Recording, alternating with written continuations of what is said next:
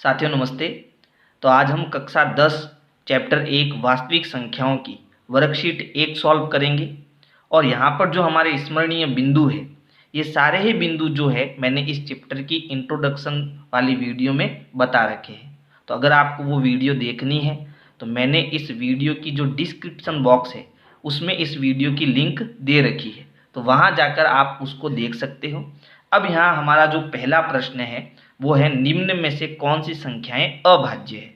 तो इसको समझाने के लिए पहले हम ये समझते हैं कि भाज्य संख्या क्या होती है और अभाज्य संख्या क्या होती है। तो देखो, भाज्य संख्या वे संख्या है जिसके 2 से अधिक गुणनखंड होते हैं, जबकि अभाज्य संख्या वे संख्या है जिसके केवल 2 गुणनखंड होते हैं, है ना। तो यहाँ पर देखो, हम उदाहरण से समझते हैं कि भाज्य संख्या कौन सी होगी और अभाज्य संख्या कौन सी होगी। जैसे अगर मैं बात करूं 2 की, ठीक है, तो 2 में किस किस का भाग जाता है? 1 का भाग जाता है और 2 का भाग जाता है। तो 2 के कितने गुणनखंड होंगे? केवल 2 गुणनखंड होंगे। बात करूं अगर मैं 3 की, तो 3 में 1 का भाग जाता है और 3 का, तो इसके भी केवल 2 गुणनखंड है। 4 की बात करूं तो 4 में 1 का भाग जाएगा, 2 का भाग भी जाएगा और 4 का भाग भी जाएगा, तो 4 के कितने गुणनखंड है? 3 गुणनखंड। 5 की बात करूं तो 5 के केवल 2 गुणनखंड होंगे, 1 और 5। 6 के कितने गुणनखंड होंगे? 1 का भाग जाएगा, 2 का भी जाएगा, 3 का भी जाएगा और उसके बाद 6 का भाग भी जाएगा, तो इसके कितने गुणनखंड होंगे? 4 गुणनखंड। तो इसमें अभाज्य संख्या कौन सी होगी? जिसके केवल 2 गुणनखंड होंगे, यानी 2, 3 और 5 ये आपके कौन सी संख्या है? अभाज्य संख्या है। और 4 और 6 ये कौन सी संख्या है? भाज्य संख्या है। ठीक है, तो भाज्य और अभाज्य आपको समझ में आ गया। अब हमारे प्रश्न में हमें ये बताना है कि इनमें से कौन सी संख्या अभाज्य संख्या है। तो देखो, यहाँ बात है 29 की, तो 29 के देखो केवल 2 गुणनखंड होते हैं, 1 और 29, यानी 29 में केवल 1 का भाग जाता है और 29 का भाग जाता है। तो हमारा उत्तर क्या हो जाएगा? यानी कि 29 एक अभाज्य संख्या है। और 25, 16 और 15 ये सभी क्या है? भाज्य संख्या है। क्यों? क्योंकि देखो, 25 के अगर हम गुणनखंड करें तो 25 में 1 का भाग जाएगा, फिर उसके बाद 5 का भाग जाएगा और 25 का भाग भी जाएगा, तो इसके 3 गुणनखंड हो गए। फिर 16 की बात करूँ तो इसके गुणनखंड 1, 2, 4, फिर उसके बाद में किसका भाग जाएगा? 8 और 16, तो इसके तो 2 से ज़्यादा गुणनखंड है इसके भी। और 15 में 1 का भाग जाएगा, 5 का भाग जाएगा और 15 का भाग जाएगा, तो इसके भी 2 से अधिक गुणनखंड है। तो ये तीनों ही संख्या आपकी क्या हो जाएगी? भाज्य संख्या हो जाएगी। यानी हमारा उत्तर क्या हो जाएगा? हो जाएगा। 29 एक अभाज्य संख्या है। प्रश्न 2 है, निम्न में से कौन एक अपरिमेय संख्या नहीं है? तो देखो, इस कॉन्सेप्ट को भी मैं क्लियर कर देता हूँ कि जो वास्तविक संख्याएं होती है वो 2 प्रकार की होती है, परिमेय संख्या और अपरिमेय संख्या। परिमेय संख्या क्या होती है? जिसे हम P बट्टा Q के रूप में लिख सकते हैं, यानी वे सभी संख्या जिसको हम बट्टे में लिख सकते हैं परिमेय संख्या होती है। और अपरिमेय संख्या वे संख्या जिसे हम P बट्टा Q के रूप में नहीं लिख सकते। तो अपरिमेय संख्याओं के उदाहरण याद रखना, √2, √3, √5, पाई, ये पाई है और ये ई, ठीक है, ये 11th 12th में आपको देखने का मिलेगा। तो ये भी क्या है? एक अपरिमेय संख्या है। उसके बाद परिमेय संख्याओं में प्राकृत संख्या आती है। प्राकृत संख्या हम जानते हैं 1 से प्रारंभ होती है और अनंत तक चलती है। पूर्ण संख्या 0 से प्रारंभ होती है और अनंत तक चलती है। पूर्णांक संख्या जो है उसमें 0 होता है, माइनस वाली संख्या होती है, प्लस वाली संख्या होती है, पूर्णांक संख्या कहते हैं। और इन सभी को हम बट्टे में लिख सकते हैं। जैसे 2 के नीचे में बट्टा 1 लगा सकता हूँ, तो मैंने इसको बट्टे में लिख दिया, तो ये कैसी संख्या है? परिमेय संख्या है। तो अब देखो, यहाँ पर दूसरा प्रश्न है, निम्न में से कौन एक अपरिमेय संख्या नहीं है? अपरिमेय कौन नहीं है वो हमें बताना है, ठीक है। तो देखो, √10, तो √10 की अगर मैं बात करूँ तो √10 को हम क्या लिख सकते हैं? √10 को हम 2 गुणा 5 लिख सकते हैं। 5 दूनी 10 होता है और ये दोनों अभाज्य संख्या है। तो जब रूट के अंदर कोई भी 1 या 2 अभाज्य संख्या में मिले तो वो परिमेय नहीं हो सकती, ठीक है। यानी इसका जोड़ा अगर बन जाए, यहाँ से रूट हट जाए तो ये परिमेय बन सकती है, ठीक है। तो ये आपकी क्या है? अपरिमेय संख्या है। फिर √24 की बात करें तो √24 को हम क्या लिख सकते हैं? 24 के अगर हम गुणनखंड कराएं तो इसमें 2 का भाग जाता है 12 बार, फिर 2 का भाग जाएगा 6 बार, फिर 2 का भाग जाएगा 3 बार और फिर 3 का भाग जाएगा 1 बार। तो इसको मैं लिख सकता हूँ 2 गुणा 2 गुणा 2 गुणा 3। तो अब देखो, 2 का जोड़ा बना तो ये 2 वर्गमूल से बाहर आ जाएगा, ठीक है। और 2 और 3 इनका जोड़ा नहीं बन रहा है तो ये वर्गमूल के अंदर ही रहेंगे, यानी ये भी अपरिमेय संख्या है क्योंकि वर्गमूल हमारा हटा नहीं है। चलो अगर मैं 35 की बात करूं तो 35 में देखो, 35 को हम क्या लिख सकते हैं, √7 × 5, 7 पंजे 35 होता है, तो यहाँ भी जोड़ा नहीं बन रहा है और वर्गमूल नहीं हट रहा है, इसका मतलब ये भी अपरिमेय संख्या है।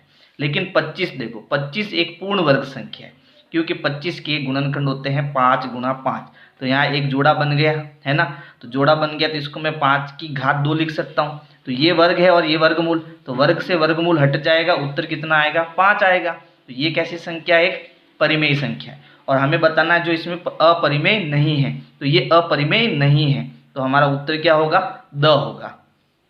फिर देखो प्रश्न संख्या 3, √3 व √5 है, तो अभी हमने पढ़ा था कि √3 और √5 कैसी संख्या है, अपरिमेय संख्या है, तो हमारा उत्तर हो जाएगा अपरिमेय संख्याएं ब। अगला प्रश्न है वास्तविक संख्या क्या होती है, तो अभी हमने बताया कि वास्तविक संख्या परिमेय और अपरिमेय दोनों से मिलकर वास्तविक संख्याएं बनती है, तो हमारा ऑप्शन क्या होगा, परिमेय व अपरिमेय दोनों, स हमारा सही उत्तर होगा। पांचवा प्रश्न है 5.2372 है कैसी संख्या है, पूर्णांक संख्या, परिमेय संख्या, काल्पनिक संख्या, इनमें से कोई नहीं। तो देखो क्या इसको मैं बट्टे में लिख सकता हूँ, 5.2372, पॉइंट हटाऊंगा तो पॉइंट के बाद 1 2 3 4 अंक है, तो 4 जीरो वाला नंबर क्या होता है, 10,000, तो इसके नीचे कितना आ जाएगा, 10,000। इसको मैंने P/Q के रूप में लिख दिया, इसलिए ये मेरी कैसी संख्या हो जाएगी, परिमेय संख्या हो जाएगी, ब हमारा सही उत्तर होगा। प्रश्न 6 इंपॉर्टेंट है, इसमें हमें 5, 15 और 20 का लस और मस ज्ञात करना है, तो मैं इसके 2 तरीके बताता हूँ, जो आपको अच्छा लगे वो आप यूज करो। तो देखो सबसे पहले हम लस ज्ञात करते हैं। देखो लस कैसे ज्ञात करते हैं, 5, 15 और 20 तीनों का एक साथ भाग देना है, और भाग किसका देना, अभाज्य संख्याओं का।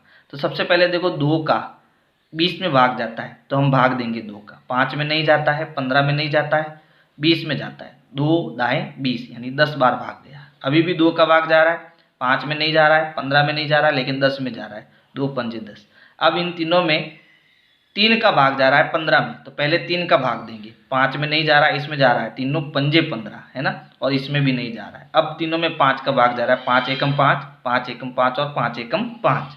अब इन सब का गुणा करेंगे, वो इसका क्या होगा, लसअप होगा, यानी 5, 15 और 20 का लस क्या होगा, इन सभी का गुणा। तो इन सभी का गुणा करेंगे, 2 गुणा 2 गुणा 3 गुणा 5, तो 2 दूनी 4, 4 त्रिया 12 और 12 पंजे कितना हो गया, 60, तो इनका लस कितना आएगा, 60। अब लस का मतलब क्या होता है, लस का मतलब होता है 5, 15 और 20 इनके पहाड़े में ऐसी संख्या जो तीनों में हो और सबसे छोटी हो। तो 5 के पहाड़े में 60 मिलेगा, 15 के पहाड़े में भी 60 मिलेगा और 20 के पहाड़े में भी 60 मिलेगा। इसमें हमें 120 भी मिलेगा, लेकिन लसपा का मतलब होता है लघुत्तम समापवर्ती, यानी वह छोटी से छोटी संख्या, ठीक है, जो इन तीनों के पहाड़े में मिलेगी, तो वह छोटी से छोटी संख्या क्या होगी, 60 होगी। ठीक है, ये लस का मतलब होता है। फिर दूसरा, इसमें हमें मस ज्ञात करना है, तो मस के लिए अलग अलग भाग दो, 5 में अलग भाग दो, 20 में अलग भाग दो और 15 में अलग भाग दो। तो देखो 5 में 5 का भाग जाएगा 1 बार, फिर 20 में पहले 2 का भाग जाएगा 10 बार, फिर 10 में 2 का भाग जाएगा 5 बार, फिर 5 में 1 बार, इसमें 3 का भाग जाएगा, तीनों पंजे 15, फिर 5 एकम 5। अब देखो इन तीनों में कॉमन क्या है, इसमें भी 5 है, इसमें भी 5 है और इसमें भी 5 है, तीनों में 5 है, इसलिए इसका मस क्या होगा, इसका मस होगा 5। ठीक है, अब दूसरा तरीका जो आपकी क्लास इस बुक में दे रखा है, वो तरीका आपको बताता हूँ, लस और मस कैसे ज्ञात करते हैं। तो देखो अभी हमने सभी के अलग अलग गुणनखंड किए है ना, 5 के हमने गुणनखंड किए, कितना मिला 5 है ना, इसको हम 5 × 1 भी लिख सकते हैं। 15 के हमने किए तो 3 गुणा 5 × 1 लिख सकते हैं। और हमने 20 के गुणनखंड किए तो हमें कितना मिला, 2 गुणा 2 गुणा 5 है ना, ये हमें मिला, × 1 भी हम लिख सकते हैं। तो हमें एलसीएम यानी कि लसप चाहिए, एलसीएम लस, तो इनका लस क्या होगा, तो हमें प्रत्येक गुणनखंड लेना है, प्रत्येक गुणनखंड लेना है और अगर कोई कॉमन है तो उसमें से एक लेना है। जैसे यहाँ पर देखो 5 सभी के अंदर है, ठीक है, तो 5 बार बार लेने की जरूरत नहीं, एक बार हम 5 ले लेंगे, ठीक है। और प्रत्येक गुणनखंड लेना है, यानी इसमें हमने 5 ले लिया, फिर हमें 3 भी लेना है, ठीक है। फिर इसके साथ देखो 3 हमने ले लिया, फिर यहाँ 2 भी लेना है, ये 2 भी लेना है, और अब इन सब का गुणा कराना है। तो 5 या 15, 15 दूना 30 और 30 दूना 60, ठीक है। तो इसका लसप कितना आ गया, 60 आ गया। और मस इन सब में कॉमन क्या आ रहा है, 5, तो इसका HCF, मस को हम HCF बोलते हैं, तो कॉमन क्या आ रहा है 5, तो 5 हमारा HCF हो जाएगा, ठीक है। तो इस प्रकार से हमें लसप और मसप निकालना आना चाहिए। तो इसको करना कैसे है, देखो 5 के गुणनखंड 5, 15 के गुणनखंड 3 इंटू 5 और 20 के गुणनखंड 2 गुणा 2 गुणा 5, ठीक है। अब LCM क्या हो गया, LCM हो गया 5 गुणा 3 गुणा 2 गुणा 2, सबका गुणा किया 60। और HCF क्या हो गया, इनमें कॉमन क्या आ रहा है सभी में 5, तो HCF हो गया 5, ठीक है। अगला प्रश्न है, सबसे छोटी अभाज्य संख्या, सबसे छोटी अभाज्य संख्या 2 होती है, और सबसे छोटी भाज्य संख्या, सबसे छोटी भाज्य संख्या 4 होती है, का गुणनफल क्या होगा, यानी इनका गुणा कराओ कितना मिलेगा, 8, हमारा आंसर हो जाएगा 8। तो इस प्रकार से आपको वर्कशीट 1 करनी है। और अगर मेरे वीडियोज आपको पसंद आ रहे हैं तो वीडियो को लाइक करना है, अपने दोस्तों को शेयर करना है। Thank you.